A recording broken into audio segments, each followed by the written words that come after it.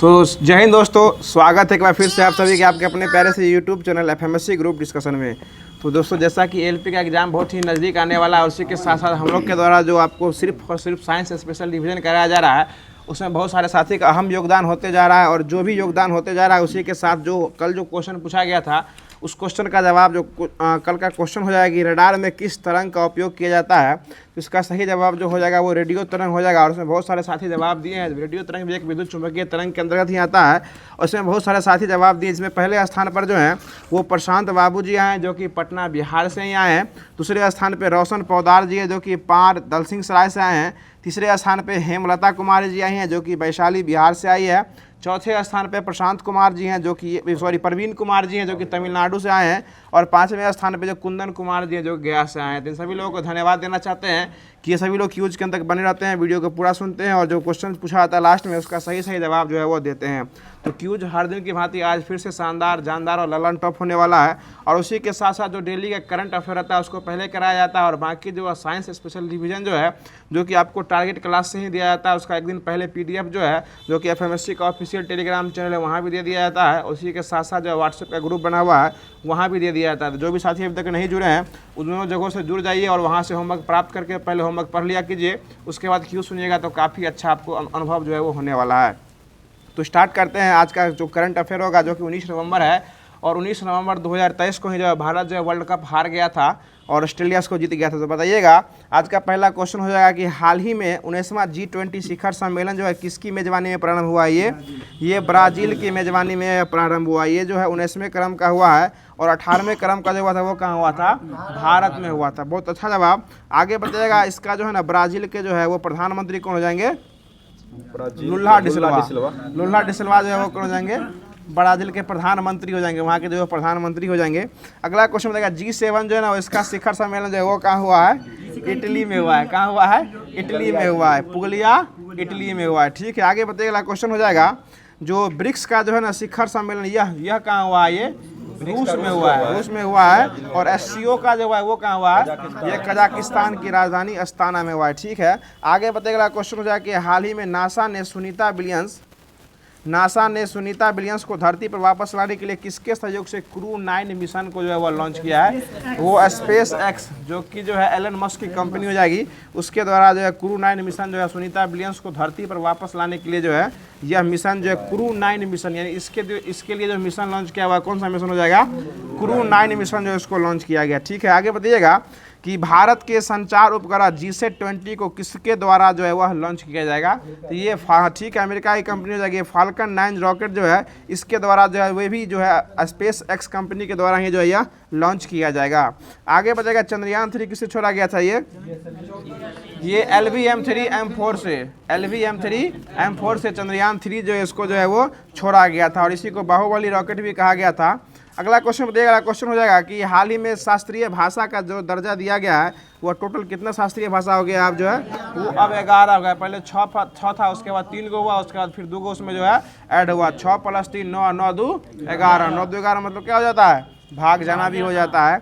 आगे बताइएगा क्वेश्चन हो जाएगा कि हाल ही में चर्चा में रहा नव वर्ष रोश हसनाह का संबंध जो है ना वो किससे हो जाएगा? किस धर्म से हो जाएगा? तो ये यहूदी धर्म से जो है यह संबंधित हो जाएगा। बताइएगा क्लाउडिया शिनबाम जो है वो किस देश की पहली महिला राष्ट्रपति बनी है? ये मैक्सिको की जो है पहली महिला राष्ट्रपति जो है क्लाउडिया शिनबाम जो है वह बनी है।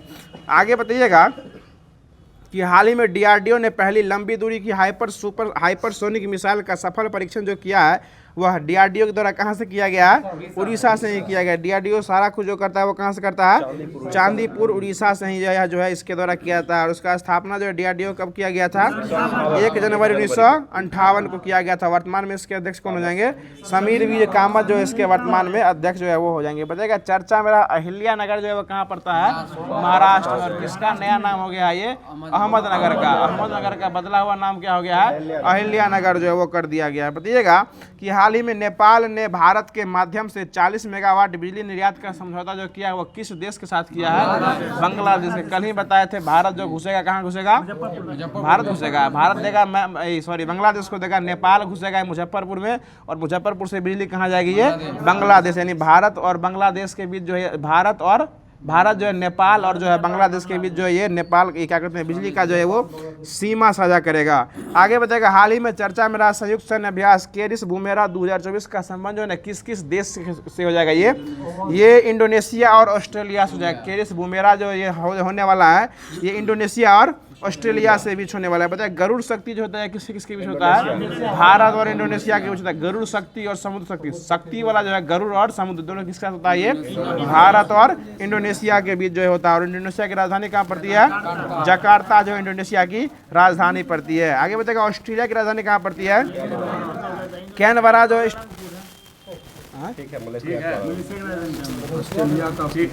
ज़्यादा खाली कर लेगी कल आप एबसेंट थे। चलिए अगला क्वेश्चन बताइए। अगला क्वेश्चन हो जाएगा जो इसरो ने किस देश के सहयोग से जो है अन्वेषण मिशन लूपेक्स जो है वो लॉन्च करेगा, ये तो ये जापान के साथ करेगा। जापान की एजेंसी है उसके नाम क्या हो जाएगा, जाक्सा। इसरो और जाक्सा के सहयोग से बनने वाला लूपेक्स मिशन जो कि भारत और जापान के सहयोग से उसको लॉन्च जो है वो किया जाएगा। आगे बताइएगा हाल ही में टाटा स्टील शतरंज इंडिया ब्रिटिश प्रतियोगिता का खिताब जो है किसके द्वारा जीता गया है, ये मैग्नस कार्लसन जो है जीत चुके हैं। मैग्नस कार्लसन कहाँ के रहने वाले हैं, ये नॉर्वे के रहने वाले हैं। मैग्नस कार्लसन जो ये नॉर्वे के रहने वाले हैं और यही जो है विश्व के नंबर 1 शतरंज चैंपियनशिप जो है ये वैसे भी कहलाते भी और ये जीत चुके हैं इसको, जो कि नॉर्वे के रहने वाले हैं। आगे बताइएगा क्वेश्चन हो जाएगा कि हाल ही में चर्चा में रहा जो है अनलिस्टेड पुस्तक का संबंध जो है किससे हो जाएगा, ये बोरिस जॉनसन से हो जाएगा। किससे हो जाएगा, बोरिस जॉनसन से जो इसका संबंध जो है हो जाएगा। बताइएगा कि हाल ही में मौसम विज्ञान विभाग ने अमरनाथ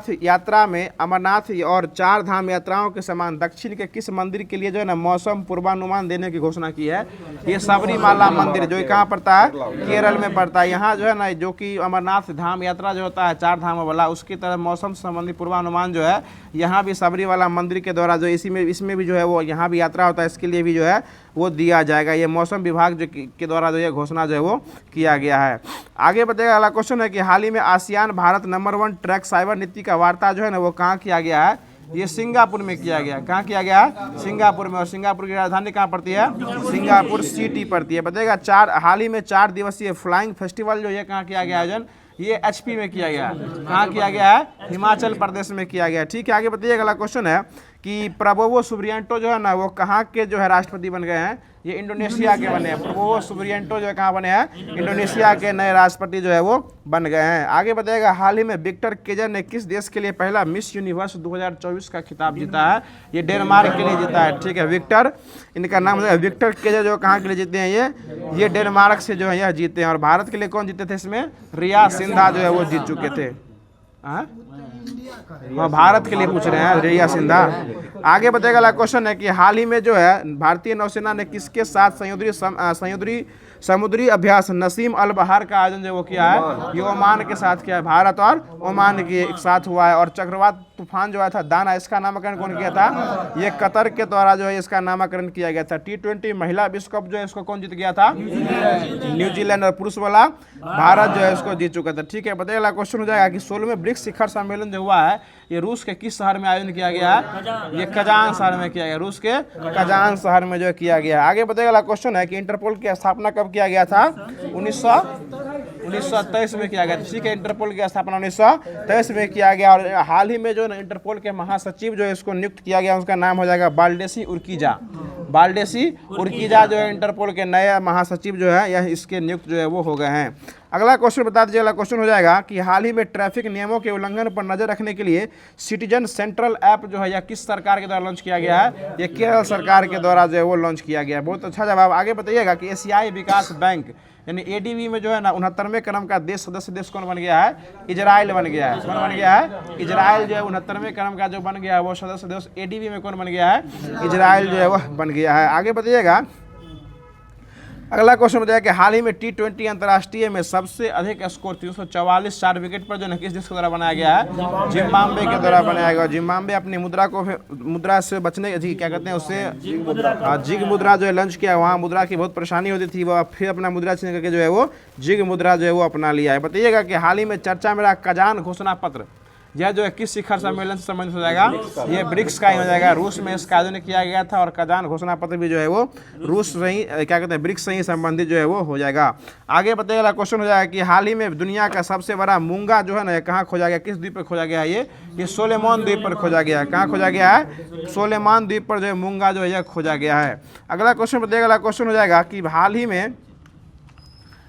में किस देश के विपक्षी नेताओं को यूरोपीय संसद के सखारोव पुरस्कार से सम्मानित किया गया है, ये वेनेजुएला को जो है वो किया गया। किसको किया गया है, वेनेजुएला को जो है वो किया गया। तो जो करंट अफेयर का सीरीज था उसको पूरे तरीके से समाप्त कर दिया गया है। इसके बाद जो आपको क्लास 9-10 का जो चलते आ रहा था, जो कल हुआ था, उसके बाद शेष जो है वो आज जो ग्रुप में होमवर्क के माध्यम से दे ही दिया गया था, जो कि आज इसका क्लास 9th का है, जो गुरुत्वाकर्षण चैप्टर जो है उसको स्टार्ट जो है वो किया जा रहा है। बताइएगा कि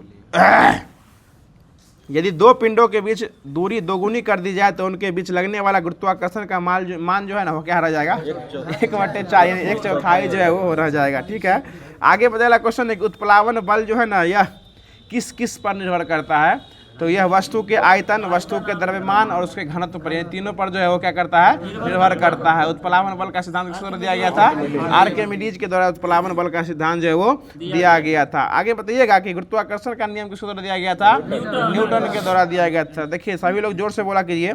आगे बताइएगा अगला क्वेश्चन है कि गिरते हुए वस्तु में जो है ना गिरते समय वस्तु में क्या परिवर्तन जो है वो नहीं होता है, तो गति की दिशा, उसे बदलता नहीं है द्रव्यमान लेकिन परिवर्तन नहीं होता, तो क्या नहीं परिवर्तन होता है, गति की दिशा जो है परिवर्तन नहीं होता है। आगे बताएगा वस्तु के पृथ्वी की ओर गिरने में कौन सा बल काम करता है, गुरुत्वाकर्षण बल काम जो है किया करता है। ठीक है, बताइएगा कि किसी वस्तु के भार के समीकरण को किस समीकरण के द्वारा निकाला जाता है। किसी वस्तु का भार निकालना है तो W बराबर mg, यानी mg से जो W बराबर mg से जो उसका भार जो है वो निकाला जाता है।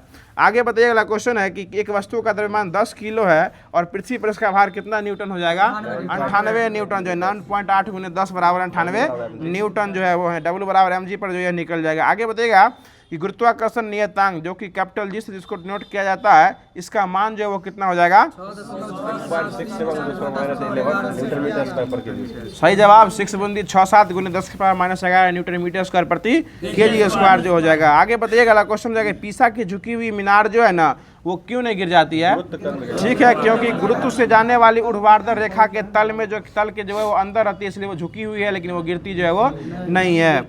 आगे बताइएगा कि किसी पिंड का भार जो है ना वो कहाँ पर सबसे अधिक होता है, ध्रुव पर जो है वो क्या होता है, सबसे अधिक जो मान उसका जो है अधिक जो है वो हो जाएगा, और सबसे कम कहाँ हो जाएगा, भूमध्य रेखा पर। भूमध्य रेखा पर क्या होता है, सबसे कम होता है, और सबसे अधिक कहाँ होता है, शंभू बाबू, ध्रुव पर क्या होता है, अधिक होता है। आगे बताइए घनत्व का ऐसा मात्रक क्या रहता है, घनत्व का किलोग्राम प्रति मीटर क्यूब, यानी केजी मीटर प्रति क्यूब जो है किसका मात्रक होता है, घनत्व का मात्रक हो जाएगा। आगे बताइएगा कि त्रिज्या r वाली पृथ्वी के केंद्र पर वस्तु का भार जो है ना वो क्या हो जाएगा, 0 हो जाएगा। क्या हो जाएगा, 0 हो जाएगा। आगे बताइएगा कि गुरुत्वीय त्वरण का मान जो है ना यह किस पर न्यूनतम होता है, तो विषुवत रेखा पर क्या होता है, न्यूनतम हो जाएगा। बताएगा वह कौन सा केंद्रक बल है जिसके कारण चंद्रमा पृथ्वी के चारों ओर चक्कर लगाती रहती है, ठीक है, देखिए चैप्टर का नाम है गुरुत्वाकर्षण, जो भी बल का नाम होगा कौन सा बल होगा, गुरुत्वाकर्षण बल होगा। इसे नहीं हो याद अंदाजा मार सकते हैं। आगे बताइएगा अगला क्वेश्चन है कि विषुवत रेखा पर जो है ना स्मॉल जी का मान क्या होता है, न्यूनतम होता है। विषुवत रेखा पर क्या होता है, न्यूनतम हो जाएगा। आगे बताइएगा कि चंद्रमा पर किसी वस्तु का भार पृथ्वी पर भार की तुलना में कितना भाग होता है, 1/6वां भाग हो जाएगा। बहुत अच्छा जवाब। बताइएगा कि सोना का घनत्व जो है ना, ये सोना का घनत्व कितना ग्राम प्रति घन सेंटीमीटर होता है, तो 19.3 होता है, और पारा कितना होता है, 13.54। सोना का 19.3 और पारा का 13.54 जो है यह घन सेंटीमीटर होता है, आपेक्षिक घनत्व। आगे बताइएगा कि दूध जो मापते हैं इसमें शुद्धता जांच करने के लिए जो किया जाता है लैक्टोमीटर, यह किस सिद्धांत पर काम करता है, यह भी आर्किमिडीज के सिद्धांत पर, यानी दूध जो मापने वाला जो होता है लैक्टोमीटर, ये भी किस सिद्धांत पर काम करता है, आर्किमिडीज के सिद्धांत पर ही जो है काम करता है। ठीक है, आगे बताइएगा कि किस सिद्धांत या नियम के आधार पर वस्तु पानी में तैरने लगती है, आर्किमिडीज के सिद्धांत पर जो क्या करती है, तैरने लगती है। बताइएगा कि उत्प्लावन बल का अध्ययन सबसे पहले किसके द्वारा किया गया था, आर्किमिडीज के द्वारा ही किया गया था। ठीक है, बताइएगा अगला क्वेश्चन है कि तरल पदार्थ के घनत्व को मापने के लिए किस यंत्र का उपयोग किया जाता है, हाइग्रोमीटर का उपयोग जो है हाइड्रोमीटर का उपयोग जो है तरल पदार्थ के घनत्व को मापने के लिए हाइड्रोमीटर का जो है उपयोग किया जाता है। बताइएगा गति के किस नियम से हमें ज्ञात होता है कि बल, द्रव्यमान तथा त्वरण का गुणनफल हो जाएगा? तो ये दूसरे नियम से जो है यह फॉलो करता है। बताइएगा भार का ऐसा मात्रक क्या हो जाएगा? न्यूटन हो जाएगा। और दाब का ऐसा मात्रक क्या हो जाएगा? पास्कल या न्यूटन प्रति मीटर स्क्वायर हो जाएगा। ठीक है, आगे बताइएगा कि कौन सा बल जो है ना कमजोर बल कहलाता है? यही गुरुत्वाकर्षण बल क्या होता है? कमजोर होता है। और मजबूत बल कौन होता है? ये नाभिकीय बल क्या होता है? ये मजबूत बल होता है। कमजोर में कौन बल हो जाएगा? ये गुरुत्वाकर्षण बल क्या हो जाता है? कमजोर हो जाता है। बताइएगा अगला क्वेश्चन है कि स्मॉल जी का जो है ना यूनिट क्या होता है? मीटर पर सेकंड स्क्वायर। मीटर पर सेकंड स्क्वायर स्मॉल जी का यूनिट हो जाएगा। आगे बताइएगा कि किसी वस्तु का भार जो है सबसे मैक्सिमम कहाँ होता है? ध्रुव पर हो जाएगा। ठीक है, बताइएगा। वाह, पोल पर होता है। ठीक है, ठीक है, आगे बताइएगा कि पानी का घनत्व जो है ना वो कितना किलो प्रति घन मीटर होता है? 1000 किलो प्रति घन मीटर हो जाएगा। चलिए आगे बताइएगा एक पास्कल जो है ना कितने न्यूटन पर मीटर स्क्वायर के बराबर होता है? 1 न्यूटन मीटर पर स्क्वायर के जो है यह बराबर हो जाएगा। आगे बताइएगा अगला क्वेश्चन है कि न्यूटन का पहला नियम जो है ना किसकी संकल्पना देता है? यह जड़त्व के नियम को संकल्पना जो है यह देता है। बताइएगा अंतरिक्ष यात्री जो है ना यह निर्वात में सीधे खड़े क्यों नहीं हो पाते हैं? क्योंकि वहाँ जो है ना गुरुत्व बल जो है वो नहीं होता है, वो होता ही नहीं, इसलिए वो हवा में क्या होते हैं? उड़ते रहते हैं। आगे बताइएगा चंद्रमा पर पलायन वेग का मान जो है लगभग कितना मीलो? सुन लीजिए 2.34 किलोमीटर प्रति सेकेंड हो जाएगा। 2.34 देता है। हाँ, आगे बताइएगा। चलिए इसमें 2.4 दिए हुए हैं, 38 या फिर पॉइंट मान लीजिए 4 हो जाएगा। आगे बताइएगा कि हवा में लोहे और लकड़ी की समान बाहर की गेंद जो है ना समान ऊंचाई पर जो है कौन सी गेंद पहले गिरेगी? हवा में पूछ रहे हैं। लकड़ी वाला सुन लीजिए ना, हवा में जो भारी रहेगा वो पहले गिर जाएगा, जो हल्लुक रहेगा वो बाद में गिरेगा। ठीक है, आगे बताइएगा क्वेश्चन हो जाएगा कि किसके द्वारा यह बताया गया था कि केवल पृथ्वी ही नहीं बल्कि विश्व का प्रत्येक कण जो है ना यह दूसरे कण को अपनी ओर आकर्षित करता है? यह न्यूटन के द्वारा बताया गया था कि पृथ्वी ही नहीं जितना भी कण है विश्व में सब एक दूसरे को क्या करते हैं? अपनी ओर खींचते हैं। यही न्यूटन के द्वारा जो यह बताया गया था। आगे बता दीजिएगा अगला क्वेश्चन है कि किसी पदार्थ का आपेक्षिक घनत्व जो है ना यह किसके सापेक्ष मापा जाता है? यह पानी के सापेक्ष जो है इसको मापा जाता है। अब कार्ड दूसरा भी था, लगातार है। चलिए अगला क्वेश्चन बताइएगा। अब जो है क्लास 9th का अगला चैप्टर स्टार्ट किया जा रहा है जो कि कार्य और ऊर्जा जो है इसको स्टार्ट कर रहे हैं। बताइएगा कि काम जो है ना किसको कहते हैं? बल गुने विस्थापन को क्या कहते हैं? काम कहा जाता है। काम को कैसी राशि है? एक अदिश राशि हो जाएगी। बताइएगा किसी वस्तु पर किया गया कार्य जो है ना किस पर निर्भर नहीं करता है? तो वस्तु के प्रारंभिक वेग पर जो निर्भर नहीं करता है। बताइएगा काम जो है ना काम यह कैसी हो सकती है? हाँ, यह धनात्मक, ऋणात्मक या जीरो कुछ जो है काम जो है ये हो सकता है, यानी कि धनात्मक भी हो सकता है, ऋणात्मक भी हो सकता है और जीरो भी हो सकता है। आगे बताइएगा अगला क्वेश्चन है कि कार्य का ऐसा मात्रक क्या हो जाएगा? जूल हो जाएगा या न्यूटन मीटर भी हो जाएगा। आगे बताइएगा अगला क्वेश्चन है कि अधिकतम काम करने के लिए जो है ना बल और विस्थापन के बीच कितना डिग्री का होना चाहिए? 0 डिग्री का कोण होना चाहिए। और cos 0 का मान कितना होता है? 1 होता है। इसके लिए सूत्र भी होता है W बराबर FS cos थीटा। थीटा का मान 0 दीजिएगा तो cos 0 का मान कितना होता है? 1। मतलब मैक्सिमम काम वहाँ पर हो रहा है, समझ रहे हैं ना। आगे बताइए अगला क्वेश्चन है कि 1 किलोवाट घंटा जो है ना यह कितने जूल के बराबर होता है? वाह क्या बात है, 3.6 गुने 10 के बराबर -6 जूल के यह जो है बराबर हो जाता है। 6 होता है सीधा, 10 पर पावर होता है माइनस होगा, फिर माइनस में होगा सीधा, माइनस दिए हुए इसमें +6 होगा। आगे बताइएगा एक वाट घंटा जो है वो 3600 जूल के बराबर होता है। आगे बताइएगा कि किसी निश्चित ऊंचाई पर उठे हुए पानी में कौन सी ऊर्जा होती है? ये गतिज ऊर्जा। निश्चित ऊंचाई में किसी निश्चित ऊंचाई पर उठे हुए पानी में कौन सी ऊर्जा होती है? तो गतिज ऊर्जा दिए हुए। उठा ऊंचाई ना तो ठीक है, हाइट होगा तो स्थिति। देखिए रुका हुआ रहेगा तो स्थिति होगा, बहता रहेगा तो गतिज ऊर्जा रहेगा। चलिए एनसीईआरटी है। आगे बताइएगा कि आकाश में उड़ते हुए पक्षी में जो है ना कौन कौन सी ऊर्जा हो सकती है? ये गतिज और स्थिति जो है वो दोनों ऊर्जा हो सकती है। बताइएगा शक्ति का मात्रक क्या होता है? वाट या जूल प्रति सेकेंड, यानी W/T, W बराबर होता है जूल और T/सेकेंड हो जाएगा। आगे बताएगा कार्य करने की दर को क्या कहते हैं, शक्ति कहते हैं। संवेग बराबर फॉर्मूला क्या होता है, द्रव्यमान गुने वेग हो जाएगा, ठीक है, द्रव्यमान गुने वेग हो जाएगा। आगे बताइएगा कि शक्ति स्थितिज ऊर्जा का व्यंजक जो है ना वो क्या हो जाएगा, mgh हो जाएगा, mgh, पोटेंशियल एनर्जी बराबर mgh हो जाएगा। बताइएगा किसमें केवल परिमाण होता है, दिशा नहीं होता है, काम में जो है ना केवल परिमाण होता है, दिशा नहीं होता है। चलिए आगे बताइए, अगला क्वेश्चन है कि एक वस्तु पर बल लगने के बावजूद भी किया गया काम शून्य होगा, उसका विस्थापन क्या हो जाएगा, वो भी जीरो ही हो जाएगा, जीरो से गुना कीजिएगा जीरो हो जाएगा। आगे बताइएगा कि जब बल विस्थापन की विपरीत दिशा में लगता है तो किया गया कार्य कैसा हो जाएगा, ऋणात्मक हो जाएगा। कैसा हो जाएगा, विपरीत लगेगा तो कैसा हो जाएगा, ऋणात्मक हो जाएगा। आगे बताइएगा कि किसी वस्तु पर किया गया कार्य जो है ना यह किस पर निर्भर नहीं करता है, तो ये उसके द्रव्यमान पर भी, वस्तु के द्रव्यमान और वस्तु के प्रारंभिक वेग दोनों पर निर्भर जो है वो नहीं करता है। बताइएगा बल और विस्थापन का गुणनफल क्या कहलाता है, कार्य कहलाता है। कार्य जो है ना किस पर भी निर्भर नहीं करता है, तो ये संवेग पर भी निर्भर जो है वो नहीं करता है। बताइएगा अगला क्वेश्चन है, काम कब हो सकता है, जब ऊर्जा हो या ना हो, ऊर्जा होगी तभी ये काम जो है वो होगा, अगर काम ऊर्जा नहीं हो तो काम नहीं होगा। आगे बताइएगा अगला क्वेश्चन है, हाँ ताकत नहीं मिला तो काम कहाँ से होगा। आगे बताइए गतिज ऊर्जा का सूत्र क्या हो जाएगा, हाफ mv²। सुधीर जी कोई दिक्कत है कि पूरे मुंह लटकाए हुए हैं। आगे बताइएगा कि संवेग का जो है ना एसआई पद्धति में जो है ना इकाई क्या हो जाएगा, किलोग्राम मीटर प्रति सेकंड जो है यह हो जाएगा। क्या बात है, बहुत अच्छा गुड्डू जी, आपका आवाज आ रहा है। आगे बताइएगा अगला क्वेश्चन है कि संवेग बराबर सूत्र क्या हो जाएगा, द्रव्यमान गुने वेग। बताइएगा कि उठा हुआ हथौड़ा में कौन सी ऊर्जा नहीं होती है, कौन सी ऊर्जा नहीं हो सकती है, तो गतिज ऊर्जा जो है वो नहीं हो सकती है। बताइएगा अगला क्वेश्चन है कि निम्नलिखित में से कौन सी ऊर्जा जो है ना सदैव धनात्मक होती है, तो गतिज ऊर्जा जो हमेशा क्या होती है, धनात्मक होती है। बताइएगा कि जब प्रयुक्त बल की दिशा और वस्तु के गतिशील होने की दिशा एक दूसरे के लंबवत हो जाएंगे, यानी 90 मान बनेगा तो काम कितना होगा, काम होगा ही नहीं, काम क्या हो जाएगा, जीरो हो जाएगा, ठीक है। जब खड़ा हो जाएगा तो काम क्या होगा, होना ही, काम जीरो हो जाएगा। लेकिन लंबवत हो जाएगा तो काम जो है वो नहीं होगा। 90 डिग्री पर काम, cos 90 का मान कितना होता है, जीरो हो जाएगा। आगे बताइएगा यदि कोई वस्तु वृत्ताकार पथ में घुमाई जाती है तो उस पर किया गया काम क्या हो जाएगा, शून्य हो जाएगा। वृत्ताकार के पथ में भी घुमाए तो काम क्या होगा, जीरो हो जाएगा। बताइएगा कार्य करने की गति जो है ना यह क्या कहलाती है, यह शक्ति कहलाती है। कार्य करने की गति शक्ति कहलाती है। आगे बताइएगा वही हुआ। आगे बताइएगा एक वस्तु की स्थिति ऊर्जा में जो है ना किसके किसके साथ वृद्धि होती रहती है, तो इसमें ऊंचाई में जो है ना क्या होती है, वो वृद्धि होते रहती है।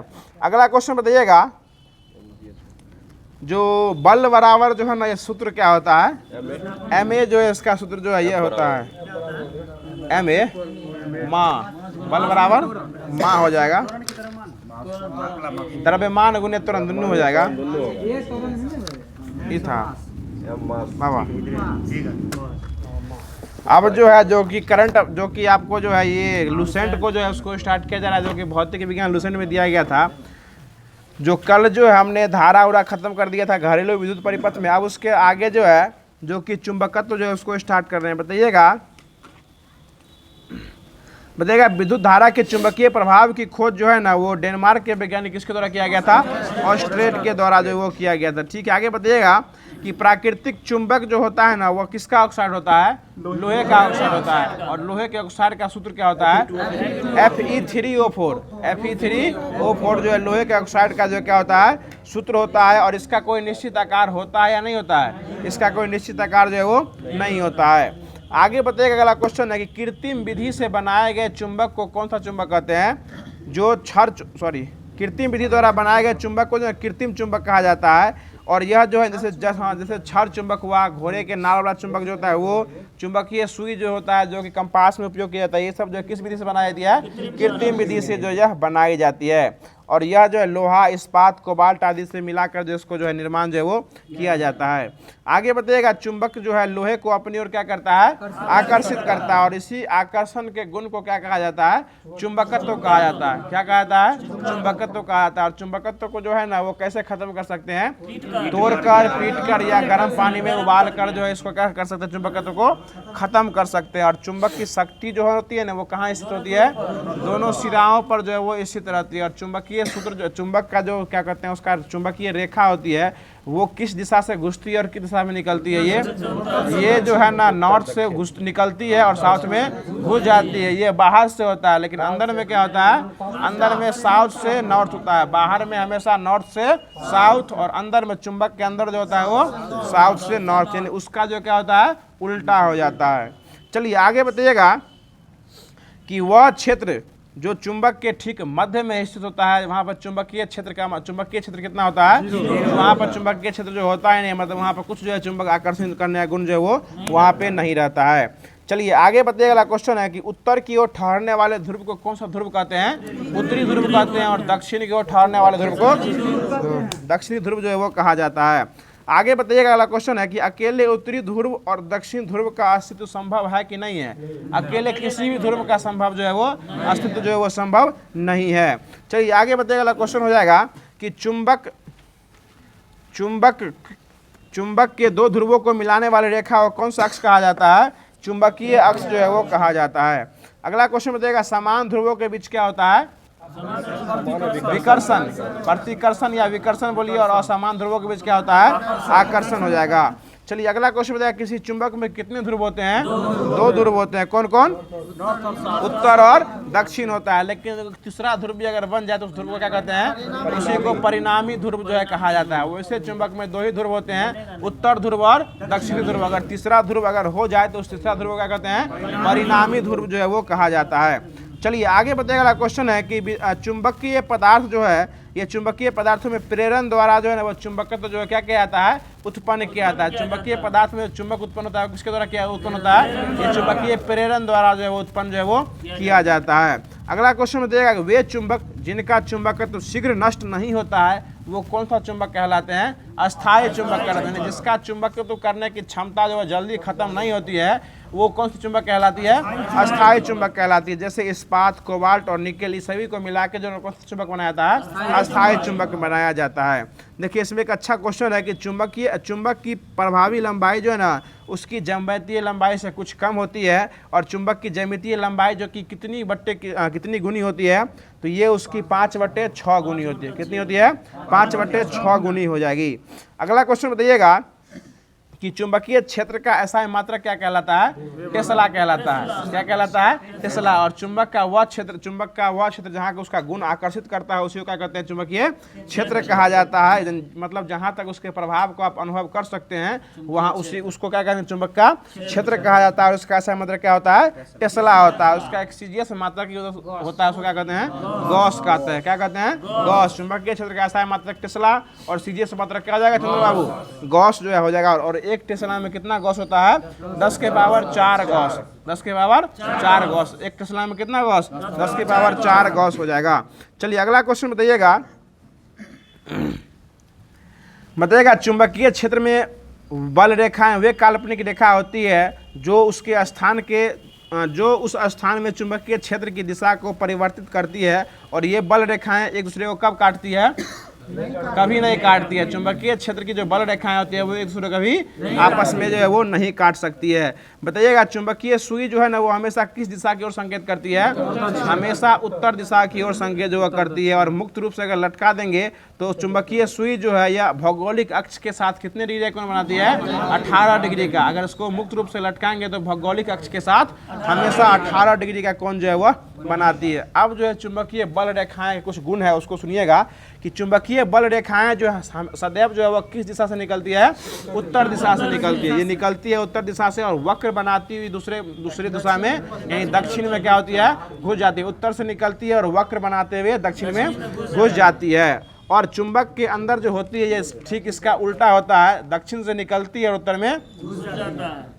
वाह, बहुत अच्छा जवाब।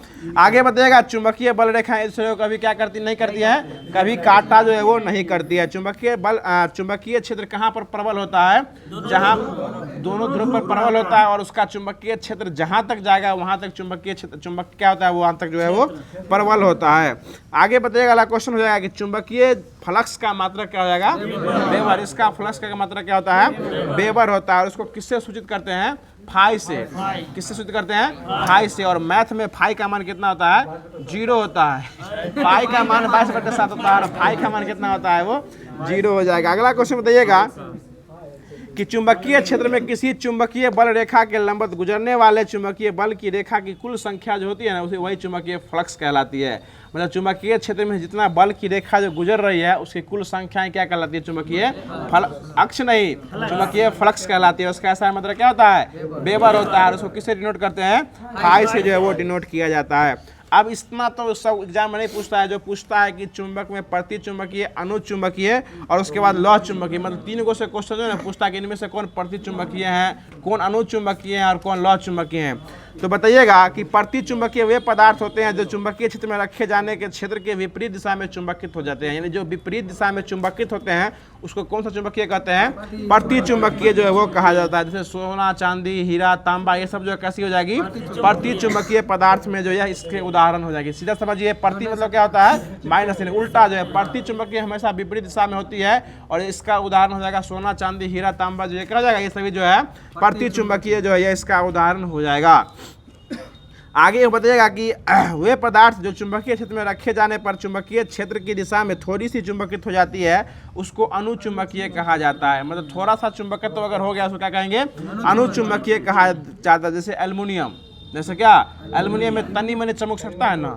एल्युमिनियम हो गया, ऑक्सीजन हो गया, क्रोमियम हो गया, प्लेटिनम हो गया, ये सब जो है, प्लेटिनम क्रोमियम को तो नहीं देख पाते हैं लेकिन एल्युमिनियम को सब लोग देखते भी हैं और तनी मनी सटा के भी देख लेते हैं। तो ये क्या होता है? ये सभी जो है क्या हो जाते हैं? अनुचुंबकीय हो जाएंगे। और लौह चुंबकीय क्या हो जाएंगे? जिसमें संपूर्ण मात्रा में क्या हुआ, अगर यहाँ पर भी रखें अगल बगल में अगर है तो अपने आप में सटा लेता है, उसी को क्या कहते हैं? लौह चुंबकीय कहा जाता है। जैसे लोहा हुआ, निकेल हुआ, कोबाल्ट हुआ, इस्पात हुआ, ये सभी क्या हो जाएगा? लौह चुंबकीय के जो उदाहरण हो जाएंगे। फिर से सुन लीजिए, प्रति चुंबकीय वे होते हैं जो विपरीत दिशा में क्या होते हैं? चुंबकित हो जाते हैं। अनुचुंबकीय वे होते हैं जो तनी मनी चुंबकित होते हैं। और लौह चुंबकीय वे होते हैं जो पूरे अच्छे से क्या होते हैं? भर बाजा मिल जाते हैं। समझ रहे हैं वकील साहब? वो हो जाते हैं लौह चुंबकीय। ठीक है, अगला क्वेश्चन बताइएगा कि लौह चुंबकीय पदार्थ में प्रत्येक परमाणु में कितने चुंबक होते हैं? एक ही चुंबक होते हैं। लौह चुंबकीय पदार्थ में प्रत्येक परमाणु में कितने चुंबक होते हैं? एक ही चुंबक होते हैं। और इसी चुंबक के परमाणु के समूह को ही ना एक डोमेन कहा जाता है। क्या कहा जाता है? एक डोमेन कहा जाता है। और एक डोमेन में जो है ना कितने से कितने परमाणु रहते हैं? 10 के पावर 18 से लेकर 10 के पावर 21 तक जो है परमाणु रहते हैं। चलिए अगला क्वेश्चन बताइएगा कि वह ताप जिसके ऊपर पदार्थ अनुचुंबकीय और जिसके नीचे पदार्थ लौह चुंबकीय होता है वह कौन सा ताप कहलाता है?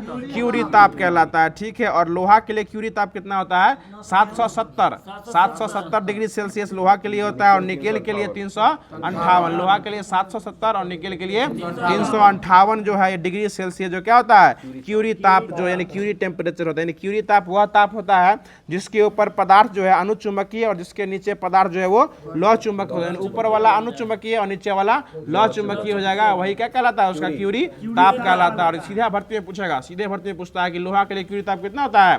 770 और निकेल के लिए 358 डिग्री सेल्सियस होता है। एक और क्वेश्चन पूछता है कि अस्थायी चुंबक बनाने के लिए किसका उपयोग किया जाता है? नरम लोहा का। अस्थायी में नरम लोहा, अस्थायी में इस्पात का जो है वो उपयोग किया जाता है। अस्थायी में जो है अस्थायी बनाएंगे, मजबूत बनाएंगे तो उसमें किसका उपयोग करेंगे? इस्पात। और इस्पात कैसा चुंबकीय है? लौह चुंबकीय। इस्पात कैसा चुंबकीय हो जाएगा? लौह चुंबकीय। यानी अच्छा चुंबक बनाना तो लौह चुंबकीय का उपयोग करेंगे। और नरम लोहा में जो है वो अस्थायी चुंबक। सही ना समझे जी? एकदम मोरी हिलाते रहिए, भजन सुनते रहिए। अगला क्वेश्चन बता दीजिएगा। अगला क्वेश्चन हो जाएगा कि किसी स्थान पर भौगोलिक यामोत्तर और चुंबकीय यामोत्तर के बीच के कोण को कौन सा कोण कहते हैं? वाह क्या बात है, विखपात नहीं दिक्पात कोण जो है वो कहा जाता है। ठीक है, दिक्पात बोले तुम की कहे। चलिए अब स्टार्ट कर रहे हैं जो कि हो जाएगा, इधर है मैं सोचा था ऐसा बगल से नहीं सूझ रहा बाबा को। चलिए अब स्टार्ट कर रहे हैं जो कि हो जाएगा परमाणु संरचना, जो कि केमिस्ट्री में दिया गया था। तो बताइएगा परमाणु को अंग्रेजी में क्या कहते हैं? एटम कहते हैं। और अणु को हिंदी में अंग्रेजी में क्या कहते हैं? मॉलिक्यूल कहते हैं। परमाणु को एटम और अणु को मॉलिक्यूल। अभी तक कंफ्यूजन था ना। परमाणु क्या कहते हैं? एटम और अणु को मॉलिक्यूल कहा जाता है। बताइएगा कि तत्व का वह छोटा से छोटा कण जो किसी भी रासायनिक अभिक्रिया में भाग ले सकता है परंतु स्वतंत्र अवस्था में नहीं रह सकता है वो क्या कहलाता है? परमाणु। वो क्या कहलाता है? परमाणु। यानी स्वतंत्र अवस्था में रहेगा तो वो रासायनिक अभिक्रिया में भाग नहीं लेगा। इसका ठीक उधर स्वतंत्र है तो इधर भाग जो है वो नहीं लेगा, वो क्या कहलाता है? परमाणु कहलाता है। ठीक है, जो स्वतंत्र अवस्था में नहीं रहता है वो क्या कहलाता है? परमाणु। जो स्वतंत्र अवस्था में नहीं रहेगा वो क्या कहलाता है? परमाणु कहलाता है। और परमाणु विद्युतः क्या होते हैं? उदासीन होते हैं। परमाणु विद्युतः क्या होते हैं? उदासीन हो जाएंगे। ठीक है, आगे बताइएगा, तत्व या यौगिक का वह छोटा से छोटा कण जो स्वतंत्र अवस्था में रह सकता है वो क्या कहलाता है? अणु। देखिए, परमाणु हमेशा तत्व का होता है और अणु जो है तत्व या यौगिक कौन किसी का भी हो सकता है, और यह हमेशा क्या होता है? स्वतंत्र अवस्था में रह सकता है, उसे क्या कहते हैं? अणु कहा जाता है। चलिए, बहुत अच्छा जवाब। आगे बताइएगा, किसी तत्व का परमाणु भार वह संख्या होता है जो यह प्रदर्शित करता है कि तत्व का एक परमाणु, यानी कार्बन परमाणु में अगर C12 लिखा हुआ है तो वह उसके कितने भाग के बराबर, वह उसके परमाणु के कितने भाग के द्रव्यमान और हाइड्रोजन के भार को व्यक्त किया जाता है। तो यह 1/12 भाग को द्रव्यमान और हाइड्रोजन हो जाएगा, तो 1.008 भाग के द्रव्यमान से जो है इसको व्यक्त जो है वो किया जाता है। अगला क्वेश्चन बताएगा, आधुनिक परमाणु सिद्धांत का जनक किसे माना जाता है? जॉन डाल्टन को। मेंडल नहीं, जॉन डाल्टन को जो यह बनाया जाता कहा जाता है। चलिए, अगला क्वेश्चन बताइएगा कि मोल अवधारणा जो दिया गया था, इसमें मोल का जो मान है, कितना मान रखा गया था? 6.022 × 10⁻23 जो है यह रखा गया था। चलिए, आगे बताइएगा, और इसी को जो है एक एवोगाड्रो संख्या भी कहा गया था। ठीक है, आगे बताइएगा कि मोल संख्या और द्रव्यमान दोनों का प्रतीक एक ही हो जाएगा, और इसको जो है ना सन 1967 में जो है ना किसके रूप में इकाई के रूप में जो इसको जो है वो स्वीकार किया गया था। 1967 में स्वीकार किया गया था। आगे बताइएगा कि 20वीं सदी में आधुनिक खोजों के परिणाम स्वरूप जो है यह जे थॉमसन, रदरफोर्ड और चैडविक ने यह सिद्ध कर दिया था कि परमाणु क्या होते हैं? ये विभाज्य। परमाणु अविभाज्य तो वो डाल्टन मोल के चले गए थे ना, बाकी जो 20वीं सदी में आए थे ये रदरफोर्ड, डाल्टन, ये सब जो आए थे, यह परमाणु को भी तोड़ दिए थे, और तोड़ने के बाद इलेक्ट्रॉन, प्रोटॉन और न्यूट्रॉन जो यह इसी को 3 मूल कण में तोड़े थे, इलेक्ट्रॉन, प्रोटॉन और न्यूट्रॉन। तो इलेक्ट्रॉन की खोज करता किससे कहा गया है? जे थॉमसन को कहा गया है। और इलेक्ट्रॉन के बाद क्या आता है? प्रोटॉन। प्रोटॉन के खोज करता है कौन हो जाएंगे? गोल्डस्टीन। इलेक्ट्रॉन के बाद प्रोटॉन, प्रोटॉन के हो जाएंगे गोल्डस्टीन, और जेम्स चैडविक हो जाएंगे तो ये न्यूट्रॉन के हो जाएंगे। 1932 में खोज किए थे। ठीक है, आगे बताइएगा कि इलेक्ट्रॉन पर कैसा आवेश रहता है? ऋणात्मक रहता है। उसका आवेश का मान कितना होता है? -1. हाँ, ठीक है, -1.6022 × 10⁻⁻19 कूलम हो जाता है। ठीक है, आगे बताएगा, क्वेश्चन हो जाएगा कि सबसे पहले इलेक्ट्रॉन के आवेश का सफलतापूर्वक निर्धारण किसके द्वारा किया गया था? ये मिलिकन के द्वारा किया गया था। और किस विधि से किए थे? ये तेल बूंदी प्रयोग, ये तेल बूंद के प्रयोग से जो इसको जो है वो खोज किए थे। आगे बताएगा, इलेक्ट्रॉन की तरंग प्रकृति की खोज किसके द्वारा किया गया था? ये डी ब्रोगली। इलेक्ट्रॉन की तरंग प्रकृति की खोज किसके द्वारा किया गया था? डी ब्रोगली के द्वारा किया गया था। और पॉजिट्रॉन की खोज किसके द्वारा किया गया था? ये एंडरसन के द्वारा किया गया था। आगे बताइएगा कि भारतीय वैज्ञानिक किसके नाम पर जो है बोसोन कण का नाम रखा गया था? ये ठीक है, SC बोस, यानी सत्येंद्रनाथ बसु, बोस नहीं बसु, सत्येंद्रनाथ बसु के नाम पर जो ये रखा गया था। आगे बताइएगा, क्वेश्चन है कि लगभग द्रव्यमानहीन और आवेशहीन का न्यूट्रॉनों की खोज किस द्वारा किया गया था? पाउली के द्वारा किया गया था। 1930 में पॉली के द्वारा इसका खोज किया गया था। आगे बताइएगा, अगला क्वेश्चन है कि डाल्टन के हिसाब से परमाणु क्या हुए थे? अविभाज्य हुए थे। परमाणु क्या हुए थे? अविभाज्य हुए थे। आगे बताइएगा, अगला क्वेश्चन है कि डाल्टन के सिद्धांत जो है ना यह मुख्यतः किस नियम पर आधारित है? तो ये रासायनिक संयोजन के नियम पर आधारित है। ये आपको SPD में कल कराया गया था। डाल्टन के हिसाब से जो है उसका नियम दो किस सिद्धांत पर थे? रासायनिक संयोजन के सिद्धांत पर जो है वो हो जाएंगे। अगला क्वेश्चन बताइएगा कि नाभिकीय परमाणु मॉडल का सिद्धांत किसके द्वारा किया गया था? रदरफोर्ड के द्वारा जो यह दिया गया था। ठीक है, रदरफोर्ड थे और उसके विद्यार्थी थे हेंस गीगर और अर्नेस्ट मार्स्डेन। इन दोनों के द्वारा जो है वो दिया गया था। और यह जो है सोने के पतली कनी पर किस कणों का बौछार किए थे? अल्फा कणों का बौछार जो है वो किया गया था। ठीक है, आगे बताइएगा कि परमाणु का धनावेश तथा अधिकांश द्रव्यमान एक अति अल्प क्षेत्र में स्थित होता है, उसी को क्या कहते हैं? केंद्रक कहा जाता है। उसी को केंद्रक कहा जाता है। और परमाणु के अति अल्प भाग को रदरफोर्ड ने क्या कहा था? नाभिक कहा था। क्या कहा था? नाभिक। वैसे भी नाभिक संबंधित जो भी क्वेश्चन आएगा उसका सही जवाब क्या हो जाएगा? रदरफोर्ड ही हो जाएगा। ठीक है, अगला क्वेश्चन देगा कि सबसे पहले किसके द्वारा यह गणना करके दिखाया गया था कि नाभिक का आयतन परमाणु के कुल द्रव्यमान की तुलना में अत्यंत कम होता है, यानी नगण्य के बराबर होता है। तो ये रदरफोर्ड के द्वारा ही तुलना करके दिखाया गया था कि नाभिक की आयतन परमाणु की कुल आयतन के मात्रा में क्या होता है, नगण्य होता है। ये रदरफोर्ड के द्वारा ही दिखाया गया था। आगे बताएगा क्वेश्चन है कि परमाणु की त्रिज्या लगभग कितना मीटर होती है, -10, 10 के पावर -10 जो है ये नाभिक की होती है, परमाणु की त्रिज्या होती है। और परमाणु के बाद आता है नाभिक, तो नाभिक ठीक है, नाभिक की त्रिज्या जो है कितनी हो जाएगी, 10 के पावर -15। परमाणु जो है 10 के पावर -10 और नाभिक हो जाएगा 10 के पावर -15 हो जाएगा। ठीक है, आगे बताइएगा कि नाभिक के चारों ओर जो है ना वो वृत्ताकार पथ में कौन चक्कर काटते रहते हैं, इलेक्ट्रॉन चक्कर काटते रहते हैं। और जिस पथ पर चक्कर काटते हैं उसको क्या कहते हैं, कक्षा कहा जाता है। क्या कहता है, कक्षा कहा जाता है। और कक्षा को अंग्रेजी में क्या कहते हैं, ऑर्बिट्स कहा जाता है। क्या कहता है, ऑर्बिट में यह क्या होते हैं, तेजी से जो है वो घूमते रहते हैं। बहुत अच्छा जवाब। आगे बताएगा इलेक्ट्रॉन और नाभिक आपस में आकर्षण के लिए जो है ना किस बल से बंधे होते हैं, स्थिर विद्युत बल से क्या होते हैं, वो आपस में बंधे रहते हैं, तभी वो आपस में टकराते जो है वो नहीं है। चलिए अगला क्वेश्चन बताइएगा कि किसी तत्व के परमाणु के नाभिक में उपस्थित प्रोटॉन की संख्या को क्या कहा जाता है, परमाणु संख्या। प्रोटॉन की संख्या बराबर क्या होता है, परमाणु संख्या, यानी P बराबर N जो है यह होता है। अगला क्वेश्चन बताइएगा कि किसी परमाणु के नाभिक में उपस्थित प्रोटॉन और न्यूट्रॉन की कुल संख्या को क्या कहा जाता है, द्रव्यमान संख्या, यानी A बराबर P + N हो जाएगा। ठीक है, आगे बताइएगा द्रव्यमान संख्या वाला फॉर्मूला क्या होता है, प्रोटॉन की संख्या प्लस न्यूट्रॉनों की संख्या जो है यह हो जाएगा। चलिए अगला क्वेश्चन बताइएगा कि नाभिक के चारों ओर वृत्ताकार पथ के कक्षा को क्या कहते हैं, सेल कहा जाता है। क्या कहता है, सेल कहा जाता है। और कक्षा की संख्या कितनी होती है, 7 गो। मुख्य रूप से 4 गो पढ़ते हैं, कितना होता है ये, 7 गो होता है। KLMNOP Q तक जाता है, लेकिन पढ़ते कितने तक हैं, 4 तक पढ़ा जाता है। मुख्य रूप से 4 गो होता है, लेकिन इसको जो है अंग्रेजी अक्षर के K से स्टार्ट करके Q तक जो है इसको ले जाया जाता है। और इसमें जो है ना सबसे नजदीक वाला कक्षा क्या होता है, K, और सबसे दूर वाला पूछेंगे तो Q, P नहीं Q हो जाएगा। और इसको अगर कक्षा का ऊर्जा क्रम बताएंगे ना तो सबसे जो नजदीक में है सबसे मजबूत होगा Q, उससे कमजोर क्या हो जाएगा P। कमते घटते घटते जो K तक आते क्या होता है, धीरे धीरे कमजोर होने लगता है, कमते रहता है ये। चलिए अगला क्वेश्चन बताएगा कि किस योजना के अनुसार जो है प्रत्येक कक्षा में चक्कर लगाने वाले इलेक्ट्रॉन की संख्या जो है वो अधिकतम 2n² के बराबर होती है। ये बोर-बेरी के योजना के अनुसार, यानी बोर मॉडल ही दिया गया था, बोर-बेरी के द्वारा 2n² दिया गया था, जहां n किसकी संख्या होती है, कक्षा की संख्या। n किसकी संख्या होती है, कक्षा की संख्या जो है यह होती है।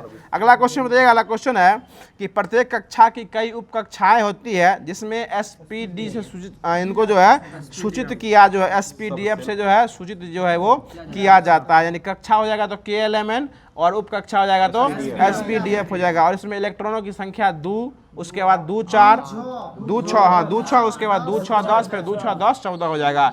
यानी आपको ये पूछा है कि कक्षा में कितने उप कक्षा होते हैं, तो एगो उप कक्षा होते हैं, S हो जाएगा। और इसमें अधिकतम इलेक्ट्रॉन की संख्या कितनी होती है, 2 गो होती है। फिर L में आएगा तो S और P दोनों ऐड हो जाएगा, तो 2 और 6 कितना हो जाएगा, 8। समझ रहे हाजीपुर वाले ना, L में कितना होगा,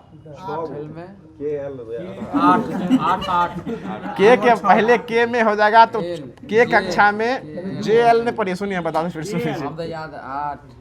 सुन लीजिए। K कक्षा में सुन लीजिए एक बार, K कक्षा में जो है ना उप कक्षा क्या होता है, S हो जाएगा। और S में कितने होते हैं, अधिकतम इलेक्ट्रॉन 2 गो होते हैं। फिर L कक्षा आएगा, इसमें उप कक्षा 2 गो हो जाएगा, S और P दोनों हो जाएगा। इसमें अधिकतम इलेक्ट्रॉन की संख्या हो जाएगा 2 + 6 कितना हो जाएगा, 8 हो जाएगा। फिर KL के बाद M कक्षा में कौन कौन उप कक्षा होगा, S, P और D तीनों हो जाएगा, 2 6 और उसके बाद 10, 2 6 10, 2 6 10, यानी 2 6 और 10 हो जाएगा। फिर इसी प्रकार M में आएगा तो SPDF हो जाएगा, ऐसे बढ़ते बढ़ते जाता है। चलिए अगला क्वेश्चन बताइएगा कि नाभिक के चारों ओर का वह क्षेत्र जहां अधिकतम इलेक्ट्रॉन्स पाए जाने की संभावना रहती है वो उसका क्या कहलाता है, कक्षक जो है वो कहलाता है। क्या कहलाता है, कक्षक जो है वो कहलाता है, ऑर्बिट्स। वाह हाजीपुर वाले कोई तकलीफ नहीं ना, अरे 2 8 देखिए एक बात है, जो बोलते हैं याद कर लेते हैं। रविंद्र जडेजा याद कर लिए थे कल, बाएं हाथ बोलबो नहीं किया, रविंद्र जडेजा पहुंच गए थे के बेर। कौन चहल है, युजवेंद्र चहल तो 200 विकेट, युजवेंद्र चहल 200 विकेट लिया था ना। चलिए अब स्टार्ट कर रहे हैं जो कि बायोलॉजी हो जाएगा। तो बायोलॉजी में स्टार्ट कर रहे हैं, बताइएगा। चलिए हल्ला नहीं कीजिए, बताइएगा कि कल जो है ना वो ऑक्सी श्वसन और अनॉक्सी श्वसन पर ख़त्म हुए थे।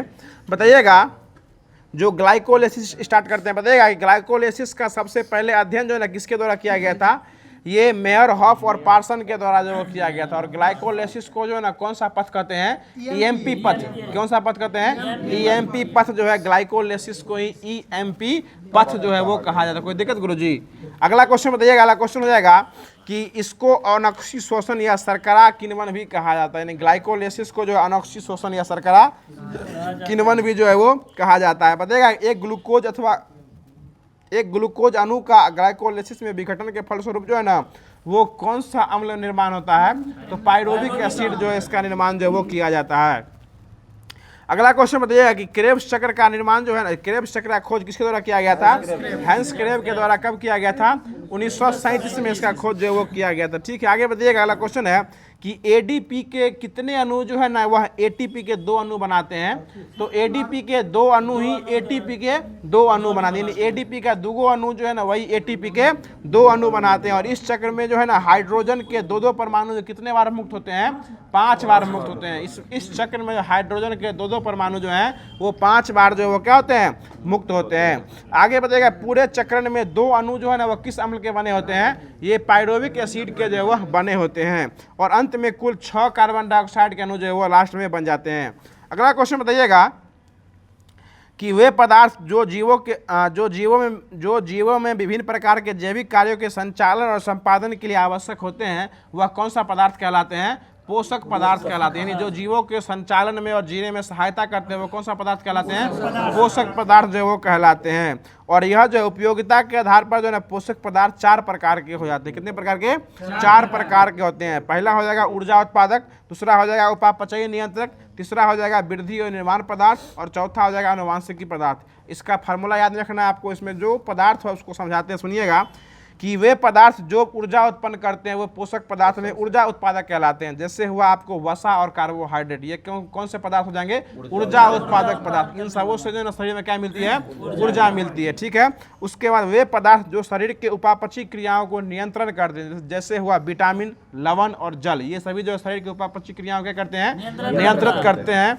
पहला ऊर्जा वाला हो जाएगा जो कि वसा और कार्बोहाइड्रेट हो जाएगा। जो शरीर के उपापचयी क्रियाओं को नियंत्रण करता है वो हो जाएगा विटामिन, लवण और जल हो जाएगा। प्रोटीन नहीं, लवण और जल। प्रोटीन आगे पढ़ाते हैं प्रोटीन में क्या होता है। उसके बाद वृद्धि और निर्माण करने में कौन सहायता करता है? इसमें प्रोटीन जो है वो सहायता कर, जो शरीर की वृद्धि और निर्माण में जहाँ पर टूट फूट गया, हड्डी उड्डी चटक उटक गया, जो खून कट गया, तो उसमें जो है निर्माण, उसमें सहायता कौन करता है? ये प्रोटीन जो है टूट फूट मरम्मत शरीर का जो विभिन्न अंग भंग जो होता है उसको निर्माण मरम्मत करने के लिए किसका सहायता लेता है? ये प्रोटीन का हो जाएगा। और उसके बाद सबसे लास्ट में आनुवांशिकी पदार्थ। तो ये पोषक पदार्थ जो आनुवांशिकी गुणों से एक पीढ़ी से दूसरे पीढ़ी में बढ़ते जाते हैं उसी को आनुवांशिकी पदार्थ जो है कहा जाता है। और इसमें कुछ पदार्थों की आवश्यकता जो है ना वो हमेशा पड़ते रहती है, जैसे कार्बोहाइड्रेट, प्रोटीन, वसा, विटामिन, न्यूक्लिक अम्ल और खनिज लवण, ये सभी का हमेशा आवश्यकता जो है वो होते रहती है। यानी आनुवांशिकी गुण का जो लक्षण है ना वो आते रहता है। पोषक जो पदार्थ है इसके हिसाब से चलता है। वाह, सही बात, तीनों मिला के एगो हो जाएगा। अब आते हैं कार्बोहाइड्रेट्स में।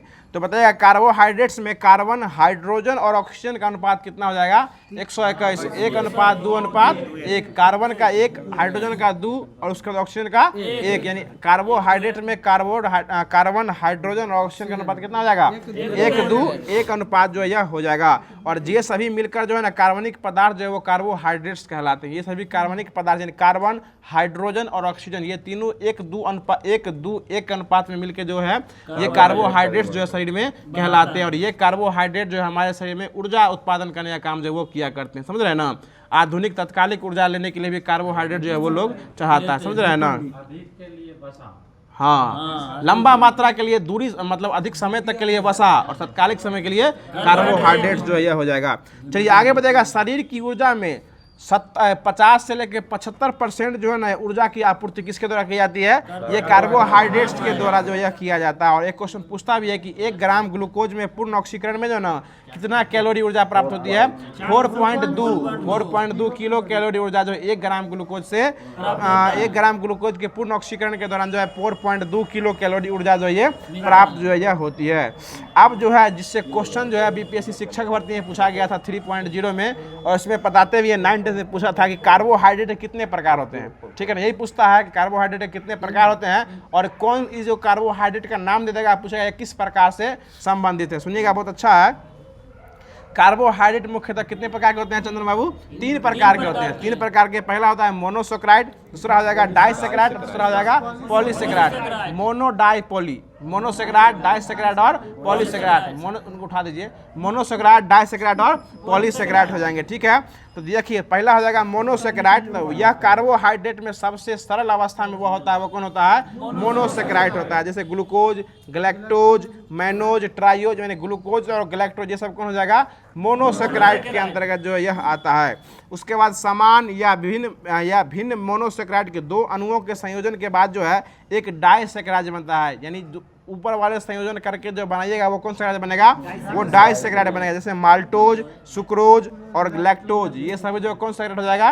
डाइसेक्राइड। यानी आपस में 2 मोनो को जोड़ेगा तो क्या निकलेगा? डाइसेक्राइड जो वह निकलता है।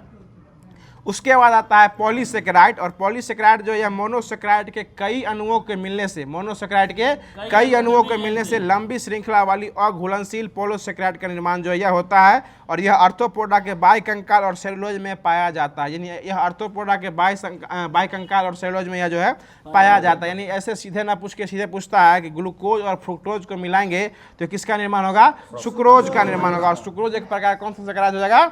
ये डाइसेक्राइड। सुक्रोज कौन सा हो जाएगा? डाइसेक्राइड। यही पूछा था, ऐसा ही घुमा के पूछता है कि सुक्रोज इनमें से कौन सा सेक्राइड हो जाएगा, तो ये डाइसेक्राइड। यानी 2 मोनो को जोड़ेगा तो क्या निकलेगा? डाई निकलता है।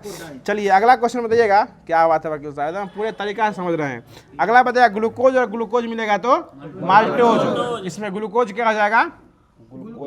मोनोसेक्राइड, और माल्टोज हो जाएगा तो डाइसेक्राइड हो जाएगा, ठीक है। बताइए ग्लूकोज और ग्लैक्टोज हो जाएगा तो लैक्टोज, तो ये इसमें लैक्टोज क्या हो जाएगा? लैक्टोज जो है ये डाइसेक्राइड हो जाएगा, और ग्लूकोज और ग्लैक्टोज हो जाएगा तो ये मोनोसेक्राइड हो जाएगा। अब जो है कार्बोहाइड्रेट का कुछ अन्य काम जो है उसको भी सुनिएगा। यह शरीर की आवश्यकता ऊर्जा को भी जो है क्या करता है? ये पूरा करता है। शरीर की ऊर्जा को भी क्या करता है? ये पूरा करता है। शरीर में भोजन संचय के भी काम किया करता है। जंतु के बाह्य कंकाल का भी निर्माण जो ये कार्बोहाइड्रेट का भी काम हो जाता है। और कार्बोहाइड्रेट का मुख्य स्रोत, मतलब इतना कार्बोहाइड्रेट का काम है तो हम क्या चीज़ खाएंगे तो हमारे शरीर में कार्बोहाइड्रेट आएगा?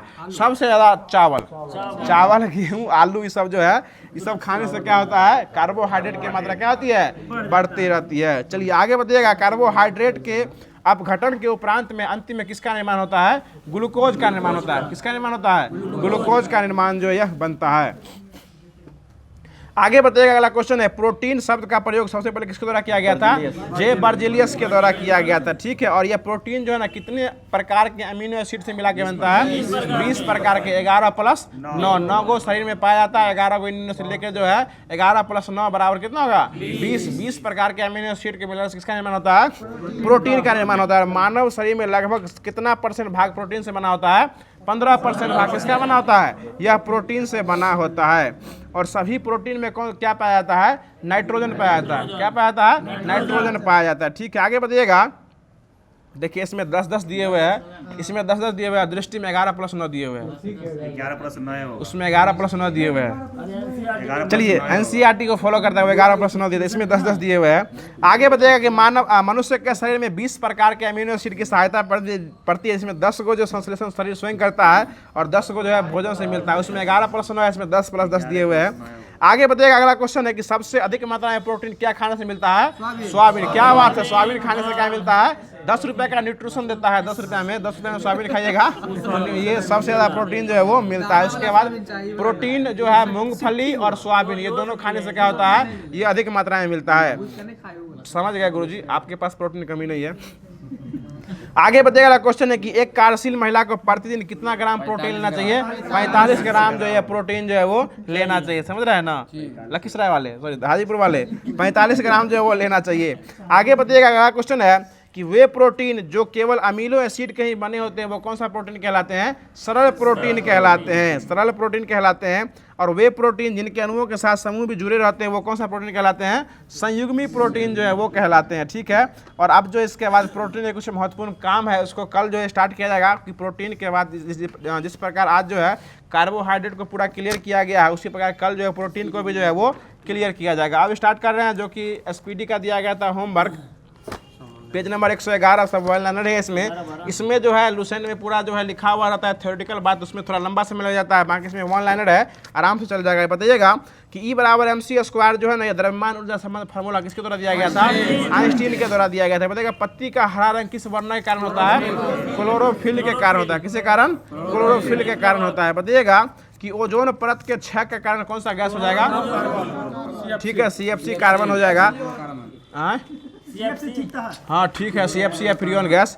आगे बताएगा पौधे में पानी का परिवहन जो है किस उत्तक के द्वारा किया जाता है? जाइलम उत्तक के द्वारा किया जाता है। बताएगा हंसाने वाले गैस कौन सी गैस हो जाएगी? नाइट्रस ऑक्साइड यानी N2O हो जाएगा। बताएगा पानी के शुद्धिकरण में कौन सहायता करता है? क्लोरीन। और उसके बाद फिटकिरी भी जो क्या करता है? ये शुद्धिकरण में सहायता करता है। आगे बताइएगा अगला क्वेश्चन हो जाएगा कि मानव निर्मित प्रथम कृत्रिम रेशा जो है ना वो कौन हो जाएगा? नाइलॉन। मानव निर्मित कौन हो जाएगा? नाइलॉन हो जाएगा। आगे बताइएगा मंगल ग्रह जो है ना इसके कितने चंद्रमा है? यानी 2 उपग्रह है, फोबोस और डीमोस हो जाएगा। आगे बताइएगा जो मलेरिया की मेडिसिन कुनेन किस पेड़ की छाल से बनती है? ये सिनकोना के छाल से बनती है। बताइएगा फास्फोरस की परमाणुकता कितनी होती है? 4। P4 सल्फर 8 P4 हो जाएगा, P4 हो जाएगा। आगे बताइएगा अगला क्वेश्चन है कि शक्ति का ऐसा यूनिट क्या हो जाएगा? वाट हो जाएगा। ठीक है, वाट लग जाएगा। आगे बताइएगा अपनी रक्षा के लिए कौन रंग बदल लेता है? गिरगिट। गिरगिट क्या करता है? अपनी रक्षा के लिए रंग जो है वो बदल लेता है। यानी अपने आप को जो है ना कंफर्ट फील करने के लिए वो क्या करते हैं? अपने रंग को जहाँ जाता है उस हिसाब से बदल लेता है। लोग उदाहरण भी देते हैं गिरगिट की तरह रंग बदल लिया। समझ रहे हैं ना वकील साहब? चलिए अगला क्वेश्चन बताइएगा कि हैजा रोग जो है ना वो किस परजीवी के कारण होता है? ये बाइबेरियो कोलेरी के कारण जो होता है ना क्या होता है? वो हैजा जो है यह होता है। आगे बताइएगा अगला क्वेश्चन है कि PDF का पूरा नाम क्या होता है? हाँ, पोर्टेबल डॉक्यूमेंट फॉर्मेट। जिस रूप में आप लोग को होमवर्क मिलता है उसी को PDF फॉर्म कहते हैं और इसका फुल फॉर्म क्या होता है? पोर्टेबल डॉक्यूमेंट फॉर्मेट हो जाएगा। आगे बताइएगा कि कौन सा एंजाइम जो है ना प्रोटीन को पेप्टाइड्स में बदल देता है? तो पेप्सिन जो है प्रोटीन को, देखिए प से प्रोटीन, प से पेप्टाइड्स और प से पेप्सिन, प सब तीनों प है। प्रोटीन को पेप्टाइड्स में कौन बदलता है? पेप्सिन बदल देता है। आगे बताइएगा एनीमिया रोग जो है ना किस विटामिन की कमी से होता है? विटामिन B12 के रोग से क्या होता है? एनीमिया रोग होता है। बताइए कौन सा तत्व कैंसर के उपचार में सहायक होता है? ये तत्व है तो फास्फोरस हो जाएगा। ठीक है ना, कोबाल्ट 60। ये फास्फोरस जो है ब्लड कैंसर के उपचार में सहायता देता है। आगे बताइए MB का फुल फॉर्म क्या होता है? मेगाबाइट। MB का मेगाबाइट, KB का किलोबाइट, GB का गीगाबाइट, TB का टेराबाइट। ठीक है, BB का। आगे बताइए अगला क्वेश्चन है कि एक कोशिका का बना हुआ भ्रूण जो है ना वो क्या कहलाता है? युग्मनज कहलाता है। और युग्मनज को ही हिंदी में अंग्रेजी में क्या कहते हैं? जायगोट कहते हैं। बताइएगा जीवाणु जनित रोग एंथ्रेक्स कैसा रोग है? जीवाणु जनित रोग हो जाएगा। ठीक है, बताइएगा ट्विटर, फेसबुक, लिंक्डइन, हैबिटेज में कौन सा सोशल नेटवर्क का प्लेटफॉर्म जो ये नहीं हो जाएगा? हैबिटेज जो सोशल नेटवर्क का प्लेटफॉर्म नहीं हो जाएगा। ठीक है, आगे हाँ हैबिटेज। बताइएगा कि ग्लास से ढकने पर मोमबत्ती जो है ना वो बुझ जाती है, उसमें किसी कमी हो जाती है? ऑक्सीजन की कमी जो है यह हो जाती है। बताइएगा लाल पांडा जो है ना कौन सा पेड़ की पत्ती खाता है? बांस के पेड़ की पत्ती जो है वो खाता है। मोगली कार्टून देखते होइएगा, उसमें बांस का पत्ती जो है वो जो है खाता है, वो लाल पांडा उसमें रहता है। आगे बताइएगा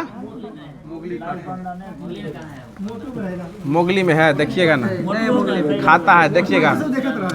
अगला क्वेश्चन बताइएगा कि मानव शरीर में लवण का परिवहन किसके द्वारा किया जाता है? ये प्लाज्मा के द्वारा किया जाता है। ठीक है, आगे बताइएगा भारत जो है ना मंगल ग्रह पर जाने वाला प्रथम एशियाई देश कौन हो जाएगा? यह भारत जो है यह हो जाएगा। अब जो है करंट अफेयर का जो सीरीज दिया गया था उसको स्टार्ट कर रहे हैं। बताइएगा। हाँ ठीक है, बताइएगा 54वां दास्ता फाल्के पुरस्कार किसको दिया गया है? ये मिथुन चक्रवर्ती को 54वें क्रम का जो है वो दिया गया, दास्ता फाल्के पुरस्कार दिया गया है। आगे बताइएगा कि आईफा 2024 में किसने सबसे अच्छा अभिनेता का पुरस्कार जीत लिया है? ये शाहरुख खान। ये अपने शाहरुख भाई जो है सबसे अच्छा अभिनेता जो आईफा 2024 का अवार्ड जो है कौन जीते हैं? सबसे अच्छा अभिनेता अपने शाहरुख खान। चलिए अगला क्वेश्चन बताइएगा कि किस राज्य ने देसी गाय को राजमाता के रूप में दर्जा दिया है? ये महाराष्ट्र देसी गाय हो गया, तो राजमाता कौन हो गया वहाँ का? ये गाय जो है वहाँ का राजमाता हो गया, महाराष्ट्र इसको दर्जा जो है वो दे दिया है। आगे बताइएगा कि भारत के पहले ऑक्सीजन बर्ड पार्क का उद्घाटन जो है वो किस राज्य में किया गया है? ये भी महाराष्ट्र में किया गया है। कहाँ किया गया है? महाराष्ट्र में। और LNG से चलने वाला बस भी कहाँ शुरुआत किया गया है? महाराष्ट्र में ही शुरुआत किया गया। और CNG का पूरा नाम क्या होता है? Compressed natural gas. और हिंदी में बोलिए तो संपीड़ित प्राकृतिक गैस। संपीड़ित प्राकृतिक गैस, समझ रहे ना? कभी कभी हिंदी भी जानना जरूरी है और कभी कभी अंग्रेजी जानना भी जो है वो जरूरी हो जाएगा, ठीक है ना? चवरना को अंग्रेजी में क्या कहते हैं? मोलर का। चबाने वाला नहीं कहते हैं, मोलर कहते हैं। आगे बताइएगा कि जल जागर महोत्सव जो है कहाँ किया गया है? छत्तीसगढ़ में किया गया है। जहाँ से बाबा घूम के आए छत्तीसगढ़ में इसका आयोजन किया गया है। आगे बताएगा बंजारा विरासत म्यूजियम का उद्घाटन कहाँ किया गया है? महाराष्ट्र में किया गया है। कहाँ किया गया है? महाराष्ट्र में। और किसकी सरकार है महाराष्ट्र में? एकनाथ शिंदे की सरकार हो जाएगी। आगे बताइएगा कि विस्तारा का विलय जो है ना वो किस एयरलाइंस में जो है ना वो हो जाएगा? वो एयर इंडिया में जो है वो हो जाएगा, ठीक है। आगे बताइएगा कि 7 अक्टूबर 2024 को किस राज्य के मुख्यमंत्री ने कॉलेज की लड़कियों के लिए निजुत मोइना योजना स्टार्ट किया है? ये असम के द्वारा जो है वो स्टार्ट किया गया, निजुत मोइना योजना स्टार्ट किया गया। बताइएगा कि अगला क्वेश्चन है आपका, क्वेश्चन कहाँ? आगे बताइएगा कि महाराष्ट्र सरकार किसे स्वर्गीय Vasudev Gaitonde life time achievement पुरस्कार से सम्मानित करेगा? ये लक्ष्मण श्रेष्ठ को जो ना ये सम्मानित करने वाला है। आगे बताइएगा कि कैबिनेट ने कितनी भाषाओं को शास्त्रीय भाषा का दर्जा दिया है? तो ये 5 को दे दिया है। कितने को? 5 कर दिया। अब कितना हो गया है? 11 को। पहले 6 को था, अब कितना हो गया है? 11 हो गया है। बताइएगा किस देश के रुपए कार्ड से भुगतान की शुरुआत किया गया है? तो ये मालदीव में, जो कि यहाँ के मोहम्मद म्यूजी जो घूमने आए थे मालदीव में स्टार्ट कर दिए हैं। बताइएगा चाइना ओपन 2024 का खिताब जो है ना यह किसके द्वारा जीता गया है?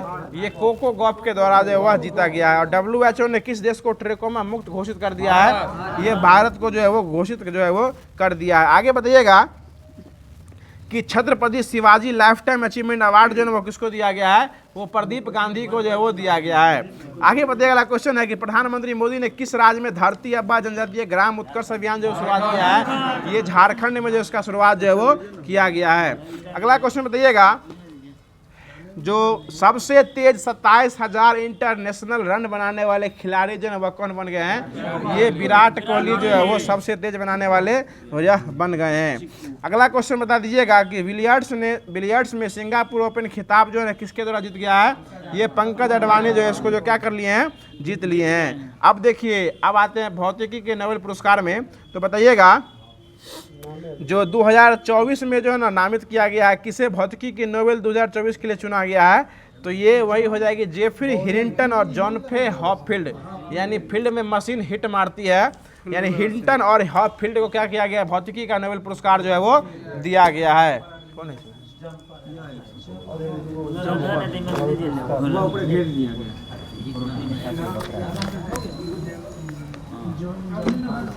चलिए अगला क्वेश्चन बताइएगा। अगला क्वेश्चन हो जाएगा कि उत्तर प्रदेश नहीं, कौन सी राज्य सरकार जो है मुख्यमंत्री युवा उद्यमी विकास अभियान जो है वो शुरू किया है? तो ये उत्तर प्रदेश के द्वारा जो है वो शुरू किया जाएगा, ठीक है। आगे बताइएगा अगला क्वेश्चन हो जाएगा कि जो कि आज का लास्ट क्वेश्चन हो जाएगा कि 2024 में सशस्त्र रामानुजन पुरस्कार से किसको सम्मानित किया गया है? ये अलेक्जेंडर डन को सम्मानित किया गया। रामानुजन पुरस्कार अलेक्जेंडर डन को सम्मानित किया गया है। अलेक्जेंडर डन, ओके, डन हो गया अंतिम में। और ये अमेरिका के वैज्ञानिक होने वाले हैं अलेक्जेंडर डन, जो कि इनको सशस्त्र रामानुजन पुरस्कार जो है वो दिया गया है। तो जो होमवर्क दिया गया था उसको पूरे तरीके से खत्म कर दिया गया है। और जो क्वेश्चन का सिलसिलेवार रहता है, जो कि हर दिन के भांति लास्ट में क्वेश्चन दिया जाता है, और काफ़ी अच्छा क्वेश्चन आज भी दिया गया है, जो कि कल के लिए क्वेश्चन आप लोग के लिए हो जाएगा। सुन लीजिएगा कि बिग बैंग का सिद्धांत जो है ना वो किसके द्वारा दिया गया था? क्वेश्चन फिर सुन लीजिएगा कि बिग बैंग सिद्धांत जो है ना वो किसके द्वारा दिया गया था? इसका सही जवाब आप लोगों को कमेंट बॉक्स में देना है। बाकी वीडियो कैसा लगा कमेंट बॉक्स के माध्यम से जरूर बताइएगा। अगर वीडियो अच्छा लगा होगा तो वीडियो को लाइक कर दीजिएगा, चैनल को सब्सक्राइब करके नोटिफिकेशन बेल कॉल पे सेट कर दीजिएगा। और सुबह में जो 11 AM में क्लास चलता है उसको आप लोग जरूर देखा कीजिए। उसमें भी होमवर्क के माध्यम से क्लास किया जाता है, और करंट अफेयर के साथ साथ स्टैटिक जीके और जो डेली का टेस्ट चलता है शाम में सुबह में, उसको भी पहले डिस्कशन और विश्लेषण करा के जो है वो क्लास कराया जाता है। तो उम्मीद करते हैं वो सब जो भी साथी इस क्लास को देख रहे हैं पहले प्लेलिस्ट पे बना हुआ है, आप उसको उस क्लास को भी देखा कीजिए, क्योंकि एलपी का एग्जाम का बाकी कुछ चंद समय ही बच गया है। आप उसको पूरा प्लेलिस्ट देख लीजिएगा तो पूरा तैयारी जो है वो शेष समय में जो वो हो जाएगा। बाकी नया कुछ पढ़ने का जरूरत है ही नहीं, जो कराया जा रहा है उसको अच्छे से सुना कीजिए, समझा कीजिए। और अधिकांश क्वेश्चन जो आपको रिपीटेड मिलने वाला है, इसलिए वहाँ कन्फ्यूजन नहीं करना है, जो भी देना है पकड़ के तोड़ देना है। तो फिर मिलते हैं इसके अगले वीडियो में, इसके अगले सीरीज के साथ। तब तक के लिए खुश रहिए, मुस्कुराते रहिए और यूं ही हमारे से एफएमएससी परिवार को प्यार और सपोर्ट करते रहिए। धन्यवाद। जय हिंद, जय भारत।